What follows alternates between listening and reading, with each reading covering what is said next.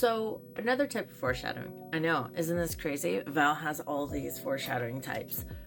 But there are types. These are things I've observed through watching my favorite movies and shows and reading my favorite books. And I taught this workshop quite a bit with the library system, conferences here in Florida and things like that. But let's talk about the foreshadowing technique of plots unfolding. These are blatant clues, right? This is it coming out and it showing you its cards up front. Murder mystery and suspense thrillers do this a lot. The villain introducing themselves, so superhero genre does this very well. And it's their immersion booster. And again, this is another type of foreshadowing that does really well at building the anxiety and anticipation of your readers. But it gets them involved, right? James Patterson does it really well, with this type of foreshadowing, because we know bad things are happening because the villain has come out and announced it, or the good guy has identified and it's in writing, right? It's this whole idea that the plot is unfolding as fast as dialogue can, right? And it's almost presented in a very similar fashion. But it works. It's a type of foreshadowing because they're saying these things and declaring these things don't necessarily mean that they're going to happen. So this goes back to something I've said in other videos about foreshadowing, and that don't be too vague, right? This is a prime example of don't be too vague. It's okay. You can play the game with the cards facing up. But your reader doesn't know. Your reader doesn't know which game you're playing. They can guess. And some of them are going to guess right. And that's okay.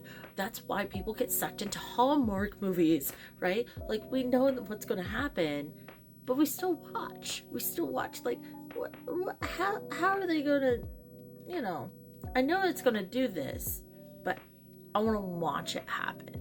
And it's that anticipation, that immersion of, because they know it's going to happen, doesn't mean they don't want to continue reading or continue watching, right?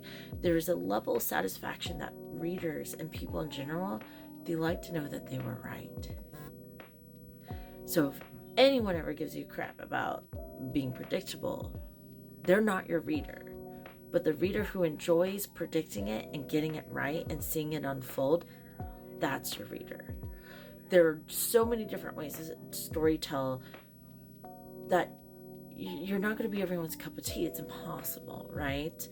I respect the horror genre. I know a lot about the horror genre because I use a lot of their devices and a lot of their creatures and feelings in my writing.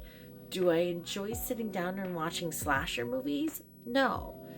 I might actually enjoy Alien and Predator and stuff like that, but it feels different to me. That's more like science fiction with horror, right? I'm more fascinated about the science fiction-y bits.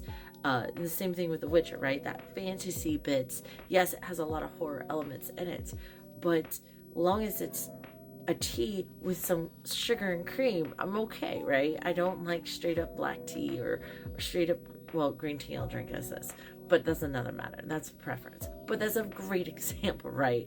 Like, we all have different tastes and we like different blends when we drink our coffees and our teas and our sodas and things like that.